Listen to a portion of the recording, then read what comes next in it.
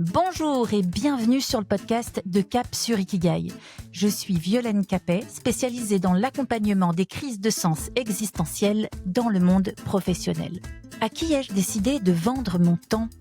À quoi est-ce que je contribue ? Réussir ma vie, ça veut dire quoi au juste ? Que puis-je réaliser, transmettre, explorer, révéler qui me ressemble et qui puisse faire avancer le monde à mon échelle ? Et comment faire de cela un métier dont je peux vivre ?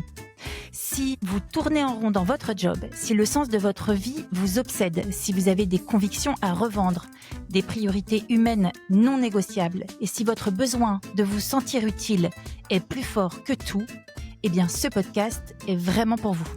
Au micro, je donne la voix à ceux qui sont partis sur la route de leur Ikigai pour retrouver une fidélité à eux-mêmes.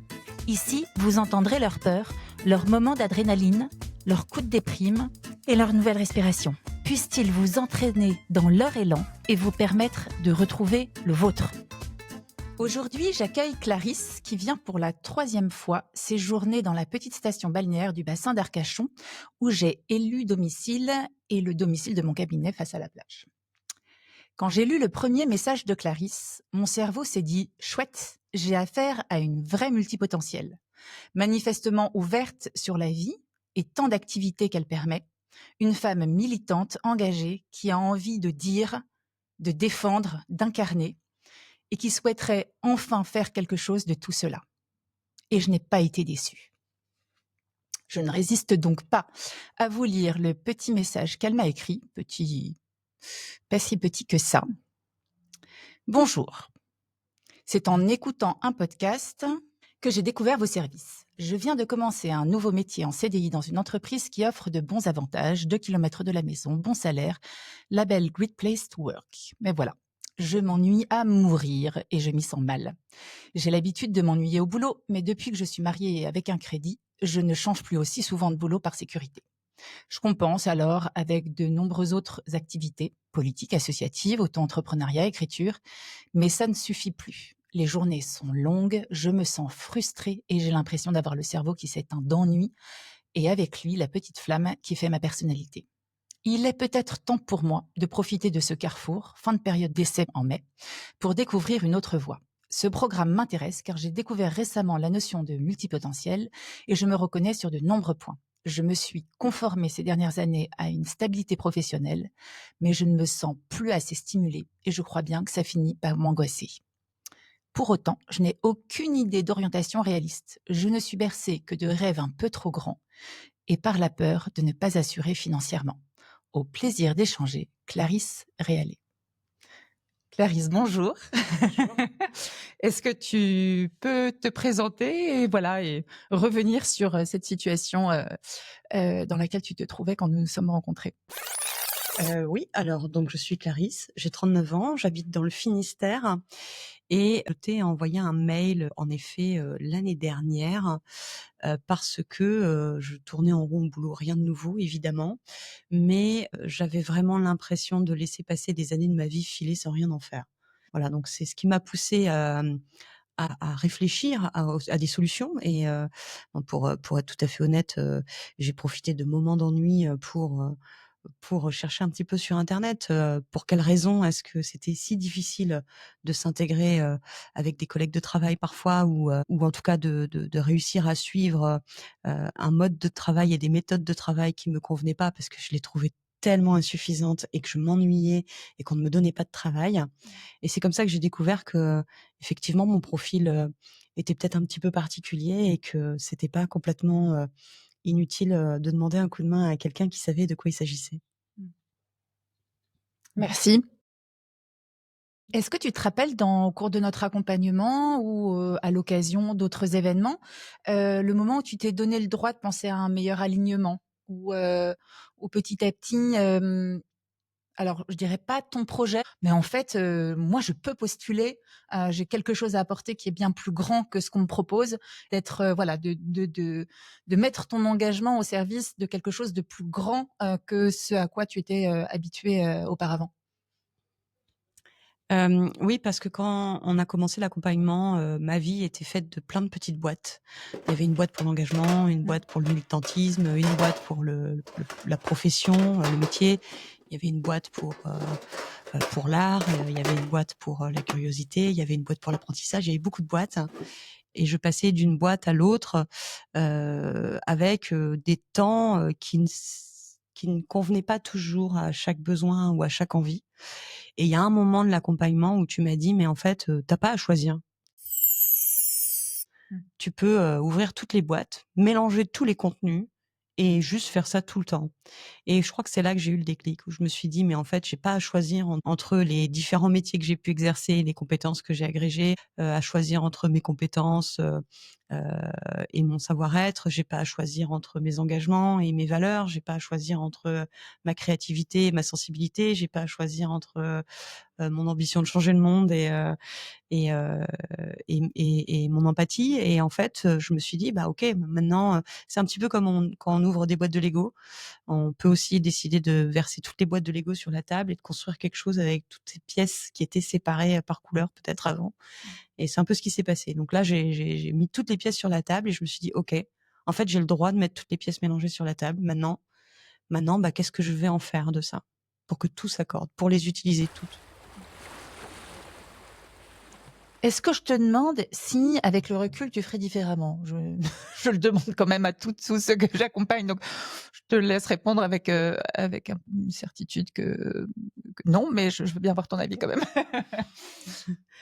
Non, je ferais pas différemment, mais j'ai quand même presque l'impression que la vie m'a embarquée dans un truc où j'ai pas vraiment eu mon mot à dire. En fait, j'ai finalement au moment de l'accompagnement, tout s'est effondré parce que j'ai été virée, en plus en plein milieu de l'accompagnement. Alors je me posais la question de savoir ce que j'allais faire. Du coup, j'ai pas vraiment enclenché le truc moi-même. J'ai pas la sensation de l'avoir enclenché moi-même. J'ai pas eu un plan en tête en disant voilà, je vais faire comme ça, phase A, phase B, phase C. J'étais encore en réflexion. J'étais encore en phase d'introduction de la réflexion quand à un moment donné le matin, je me suis réveillée, je me suis dit non mais attends en fait le chiffre d'affaires il est bouclé pour l'année quoi. J'ai pas compris ce qui s'est passé. Alors il y a eu un alignement des planètes, le destin ou que sais-je mais en tout cas voilà, est-ce que je ferais différemment? Ben j'ai pas eu le choix et tant mieux. Ça s'est fait finalement peut-être comme ça devait se faire. Avec des opportunités au bon moment. Peut-être aussi que, effectivement, ces opportunités, je les ai captées parce que j'avais le regard posé différemment, parce que ça lutte contre le syndrome d'illégitimité. Mais mais voilà, donc refaire différemment. Non, parce que ça fonctionne et ça a fonctionné très vite en plus. Je referais pas différemment. Et éventuellement, tu te serais, si tu t'étais donné la possibilité plus tôt, est-ce que ça t'est déjà, est-ce que ça, tu as déjà pensé, au lieu de te contorsionner dans des emplois que tu acceptais, qui n'étaient pas à ta mesure, qui n'étaient pas, ou alors tu penses qu'il fallait que tu vives ça pour avoir suffisamment mal pour te prendre une porte bien comme il faut, d'une certaine manière. Comment est-ce que tu vois ça? Parce que finalement, ça marche tellement bien. Enfin, tu en es la première agréablement surprise, qu'on peut se dire que tout ça était déjà là avant finalement. Est-ce qu'on n'aurait pas pu le mettre au service du monde avant? C'est peut-être la question. Ah oui, c'était déjà là avant. J'aurais pu le faire plus tôt. Sur le papier, oui. Ouais. Dans la vraie vie, j'avais pas tous les éléments en main pour passer ce cap-là. La vie nous impose de passer par des étapes parfois difficiles et puis c'est une histoire de rencontre aussi. Si on n'avait pas fait ce bilan, j'aurais pas tilté. Si ça s'était pas bien passé à ce point-là au travail, j'aurais pas tilté. Si il y avait pas eu des événements, j'aurais pas tilté. Donc en fait, on peut se dire que évidemment, on aurait pu faire plus ça plus tôt et même exprimer un certain regret. On peut pas refaire le passé déjà. Et puis finalement, je pense que les choses arrivent toujours au bon moment, même si on sait pas encore pourquoi c'est arrivé là et pas avant. Enfin, j'ai quand même ma petite idée. Mais non, ça s'est fait comme ça parce que ça devait se faire comme ça et tant mieux. Si je l'avais fait avant, je l'aurais peut-être fait différemment. J'aurais peut-être moins morflé dans la vie, mais j'aurais du coup pas fait les choses avec la même sincérité ou voilà ou la même sensibilité non plus. Donc finalement, ça devait se faire comme ça et c'est tant mieux. Chouette. Qu'as-tu appris sur toi et sur la vie dans cette expérience? Vaste question. Waouh, waouh, Si tu as waouh, une waouh, idée. waouh, waouh. C'est dur là, hein. Mmh. Alors, c'est le matin. Qu'ai-je appris sur moi et sur la vie? Alors, j'ai appris beaucoup de choses sur moi. J'ai appris que, ben, j'étais comme j'étais, voilà. Hem, j'ai appris que ma curiosité, cette, surdose d'activité, ce besoin d'apprendre, de faire plein de choses, de changer, d'être dans l'action, de trouver des solutions tout le temps, d'avoir un regard critique aussi parfois. C'était pas des défauts, c'était handicapant parfois dans certains contextes, comme le salariat. Ça dépendait des personnes avec qui on travaille en fait, hein. Mais je me suis dit: «Mais en fait, voilà, ce que j'ai appris sur moi, c'est que, finalement s'accepter dans sa globalité avec, ses façons de penser, ses façons d'être, c'était pas si mal et que c'était assez reposant de plus chercher à je dis pas que j'ai pas encore des poker face de temps en temps, mais de plus chercher à jouer à quelqu'un qu'on n'est pas. Et ça, voilà, je crois que j'ai appris, que j'étais, pas banale et que j'avais le droit de pas l'être. Et sur la vie, j'apprends, tellement à chaque minute que c'est difficile à dire. Peut-être que sur la vie, j'ai appris que la sensibilité, et la vulnérabilité ne nous tuaient pas et que ça pouvait même nous rendre plus forts si on l'acceptait. Ça, c'est sans doute le plus grand apprentissage de ma trentaine. Et ça vaut dans le contexte professionnel évidemment, parce que, je suis souvent une guerrière. Même maintenant, avec cette part, de sensibilité, de créativité que j'ai intégrée dans mon quotidien et que j'assume plus encore, j'y ajoute cette sensibilité naturelle, je la vis, je l'assume et je la démontre aussi aux autres et je m'en cache pas et finalement ça donne un écho aussi particulier à mes activités et aux relations que j'ai avec, les personnes, que j'accompagne dans mon activité professionnelle et dans mes engagements. Alors c'est plus difficile aussi parce qu'on gagne pas sur tous les tableaux, mais voilà, j'ai appris de la vie que finalement, cette carapace qui nous permet de pas subir de plein fouet, ce qu'on nous impose, elle peut aussi nous imposer à nous-mêmes des choses qui ne nous ressemblent pas. Merci, c'est vraiment hyper inspirant et je peux témoigner du fait que tu as une, sacrée belle énergie, et ouais, belle énergie, vraiment, belle intensité et le monde a beaucoup de chance de t'avoir Clarisse. Vraiment, je le pense sincèrement. Peux-tu pour finir, donner un conseil à ceux qui nous écouteraient, qui voilà, qui sont touchés par, ce que tu peux raconter, par l'inspiration que tu leur donnes? Est-ce que c'est, un livre, une œuvre d'art, quelque chose que tu as écrit? Juste ta manière de voir le monde, quelque chose qui pourrait leur dire, bah, peut-être, bah, moi aussi, tiens, je pourrais, j'ai le droit d'exister, j'ai le droit de proposer ma valeur, au monde et tu leur donnerais quel type de conseil à ceux qui nous écouteraient? Ça non plus, c'est pas une question Non, c'est pas facile. une question facile. Une envie comme beaucoup de ces profils que nous sommes, de changer le monde et de rendre le monde meilleur. Alors, si vous avez des idées pour le faire, il faut se lancer en étant soi-même. Et puis, de se rappeler que, on peut difficilement changer le monde à soi, évidemment à soi tout seul, mais faire sa part, c'est déjà énorme. Alors un livre, non, enfin là comme ça j'ai pas, un film non plus, dans ce contexte, mais je peux donner 2 exemples. C'est ma citation préférée et mon animal totem un peu qui est devenu l'emblème de mon entreprise. Alors ma citation, qui me guide tous les jours, c'est: «Les mammouths, ça se mange petit bout par petit bout». Parce que d'ailleurs je l'ai tout le temps sur moi parce que je l'ai inscrit sur la couverture de mon cahier. Les mammouths, ça se mange petit bout par petit bout parce que, faut pas avoir peur de viser, des trucs, impossibles à atteindre. C'est pas un souci. L'important, c'est de se rappeler qu'en fait, on y arrive petit bout par petit bout et qu'ensuite on peut travailler avec d'autres personnes qui vont aider à manger les autres petits bouts et puis petit à petit, finalement, on se fait le mammouth. Donc ça, c'est la première partie et puis pour, l'animal totem, c'est un animal que j'ai découvert pendant l'accompagnement, mais qui correspond bien, je trouve, c'est le poulpe. Parce que le poulpe, déjà, il a 8 bras, n'est-ce pas? Donc, ça veut dire qu'il est capable de faire pas mal de choses en même temps, ce qui me correspond bien. Parce que si on met tous les engagements, qu'ils soient politiques, qu'ils soient associatifs, professionnels, des types de missions que j'opère professionnellement, et que tu mets tout ça bout à bout, c'est effectivement, j'ai l'impression d'avoir 8 bras.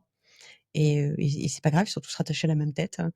Et puis le poulpe a une autre particularité, c'est qu'il a donc 9 cerveaux, un cerveau central et un cerveau par patte. Donc ça veut dire que ça cogite indépendamment selon les pattes et donc selon les domaines. Donc moi je trouve que c'est assez cohérent, et qu'il y a un truc un peu central qui vient coordonner tout ça. Bon, parfois il y a de quoi s'en mêler les pattes, évidemment. Et puis surtout, le poulpe, il a 3 cœurs, et ça, je trouve que c'est un conseil aussi que j'aimerais donner. C'est ce que vous faites, faites-le parce que vous l'aimez, et puis faites-le avec générosité. Parce que si vous le faites avec générosité, vous serez toujours fiers de vous, même quand c'est dur. Vous vous direz: «Ah bah voilà, j'ai entrepris quelque chose, j'avais un objectif incommensurable, j'y suis allé petit bout par petit bout, mais j'y suis allé avec générosité», et là, vous aurez jamais aucun regret. Même si vous échouez, c'est pas grave, au moins vous l'aurez fait avec le cœur, quoi. Enfin, avec 3 cœurs, du coup. Oh, merci pour tout ce que tu nous as appris sur le poulpe et sur le mammouth. Voilà. C'est une autre version du Kaizen, mais elle me va bien celle-là aussi. Je pense que vous l'avez compris, le moteur de Clarisse, c'est vraiment l'engagement avec le cœur, avec les tripes. L'engagement, le monde en a besoin. C'est un antidépresseur extraordinaire. C'est ce qui nous permet de nous relier les uns aux autres, de donner du sens. Et c'est vraiment fondamental dans une vie, quoi, vraiment. Donc, merci encore, Clarisse. On va en profiter, puisque nous sommes un dimanche matin, pour aller boire un petit coup au marché d'Andernos, pendant que la marée est en train de descendre petit à petit. Merci beaucoup, Violaine. Merci pour cet accompagnement qui m'a permis de prendre de la hauteur et de me découvrir, avec tous les chamboulements que ça représente, et puis de voir aujourd'hui cette lumière maintenant qui au bout du tunnel un petit peu. Et quelle lumière! Et voilà, de se sentir aligné, ça fait du bien. Merci beaucoup. J'ajoute un tout petit truc, c'est que Clarisse m'a appelée une fois quand j'étais sur la route en me disant tu sais pas, Violaine, je vais intervenir à Change Now au Grand Palais, c'est un super grande, séminaire, rencontre, conférence, un sommet international, pardon. C'est bien plus que ça, c'est un sommet international. Et donc je m'y suis rendue pour l'entendre parler sur scène, et c'était un très beau moment, vraiment un très beau moment. Le Grand Palais venait d'être fait récemment, donc l'endroit était beau, le message était fort et impactant, et voilà, beaucoup de fierté de t'entendre, même si je n'ai pas à être fière particulièrement. Voilà, c'est comme ça, c'est dit. Voilà, au revoir. Ce podcast, je l'ai créé pour celles et ceux qui ont, a priori et aux yeux de leurs proches, suivi le bon chemin, mais qui souffrent pourtant à l'intérieur d'être à côté d'eux-mêmes, de ne pas avoir eu l'occasion de nourrir et de faire grandir cette petite musique qui murmure au fond d'eux. Le travail, c'est pas loin de 100 000 heures dans une vie. Le temps qu'il faut pour imaginer, créer et développer un projet qui te ressemble, au sein duquel tu pourras prendre ta place pour y faire vivre tes valeurs, tes convictions et ton envie d'être au monde. Pour t'entraîner dans cet élan, pense à t'abonner. 2 fois par mois, tu y trouveras un peu d'inspiration pour penser ton envie d'entreprendre, cette fois, ta vie à toi. Ce podcast a été imaginé, créé et animé par Violaine Capet. Et il a été monté, orchestré et développé par Anaïs Kefurus.